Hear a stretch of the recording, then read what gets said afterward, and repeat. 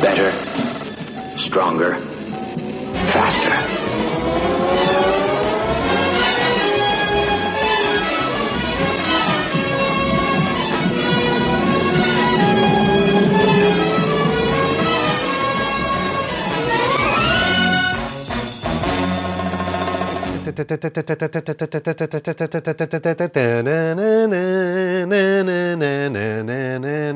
All right.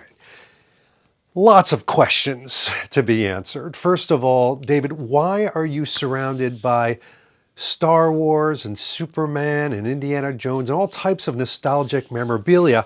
Well, you're in a different portion of my collection area. Some of you may have seen this in some of my other videos, but I have quite a few things that are outside the world of James Bond, and you're looking at some of them right now.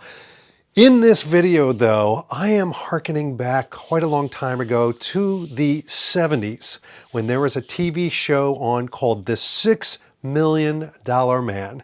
Some people conjugate it as The Bionic Man, and it lasted about 5 seasons. And I was there as a child, and I didn't miss a single one. Maybe you've seen it as well. And by the way, if you know who the Bionic Man is, it's time for your colonoscopy. All right. But beyond that public service message, we've got to talk about this because I started re-watching The Bionic Man over the Christmas break. I noticed that they're up on Peacock right now in high definition. The entire 5 seasons and all of the movies that launched this. And I'm like, you know what? I'm just going to go back into my nostalgic world and start watching them. And as you can imagine, I became immersed. So much, in fact, that, yeah, I went online on eBay and I bought the same exact top that he wears when he's doing all those running scenes in the first couple of movies, and they're clocking him at going 65 miles per hour. This is the top. It is a white stag Speedo in red, and it's back from the 70s. Yeah, that's why it's got that 70s look. And I'm showing a copious amount of chest, as Steve Austin did as well, Lee Majors. By the way, his zipper went like down to here and he had a couple more tufts of hair. Just saying. But why am I doing this? Well, because it would be enough to go back into my childhood when I owned the $6 Million Man doll. What's that? This isn't my childhood? Don't tell me that. Don't pop my bubble. Yes, I had the $6 Million Man. I even had the Oscar doll, and I'm pretty sure my sister had the Jamie Summers doll. But this isn't about collecting toys. This is about James Bond. I know, still a James Bond channel. So here I am, laying on the couch during Christmas break, start to get the seasons up, and season 1 of the $6 Million Man could have been called James Bond, the TV show. Hand on heart, ladies and gentlemen, the entire first season was about Colonel Austin going through all his bionic transformation, but becoming a spy, becoming somebody that is truly just like a James Bond character.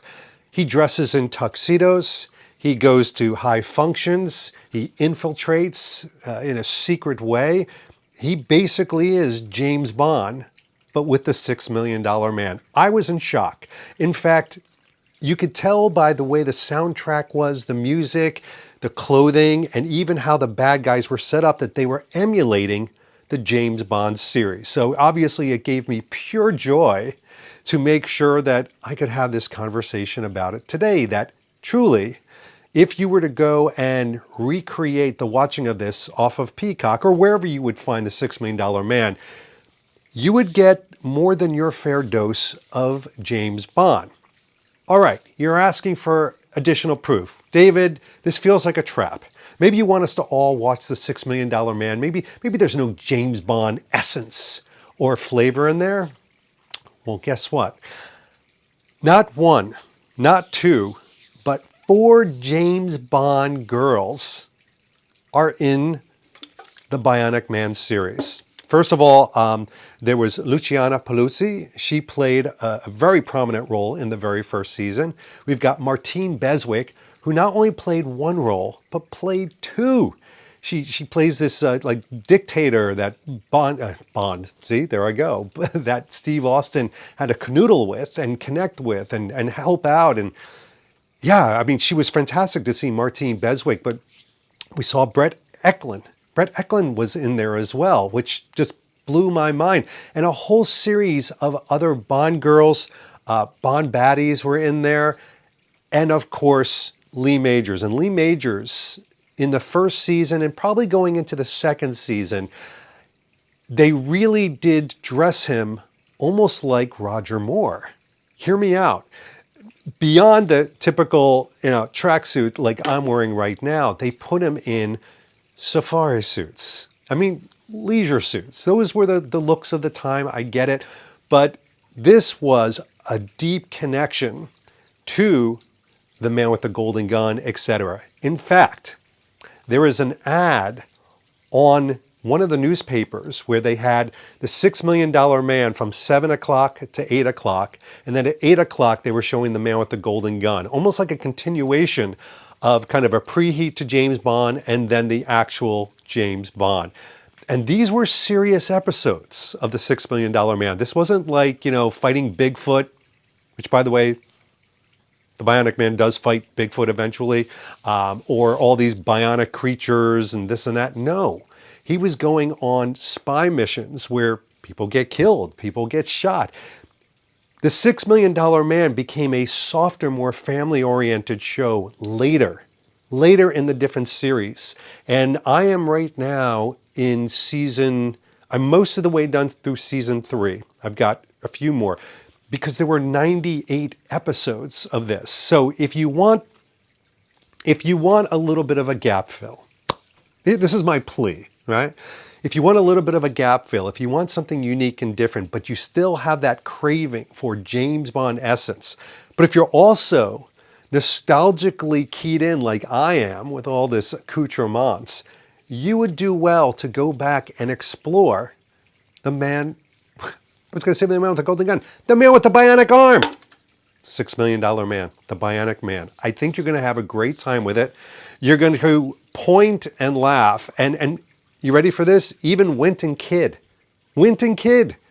are in the $6 Million Man. This was a haven for these actors who had these smaller roles, these mid-sized roles, to go back in and become day players and work for a week or two. It was kind of the Love Boat era.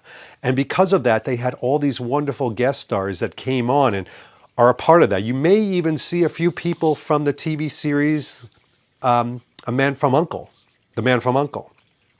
I'm telling you, trust me when I say this. I dressed up like this for you because this is a little bit of a plea to re-explore the $6 Million Man. Now, for those young'uns, I said young'uns out there that have never seen the series, a little word to the wise. This was a time of much slower paced moments. In fact, he literally runs in slow motion. So you're just going to have to be a bit patient. The pace of the show is not like a video game. It unfolds very quickly. It's a little bit corny.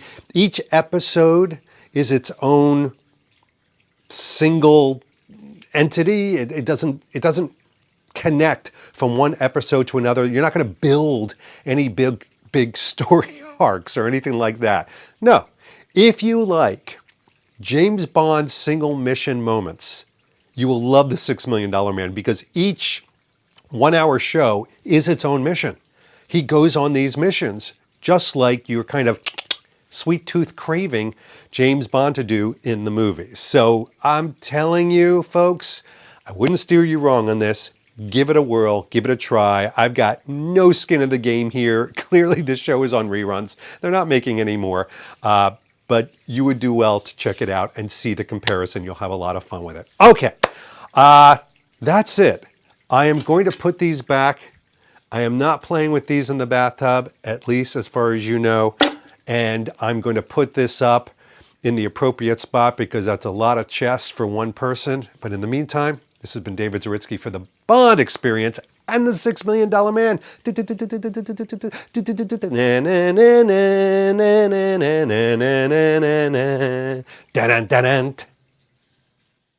Thanks for watching the Bond Experience. If you like what you saw, why don't you subscribe to the channel by clicking this button right here. We'll keep you up on everything new that's happening in the world of Bond. And speaking of something new, here's something new just for you because we know you so well. Talk to you soon.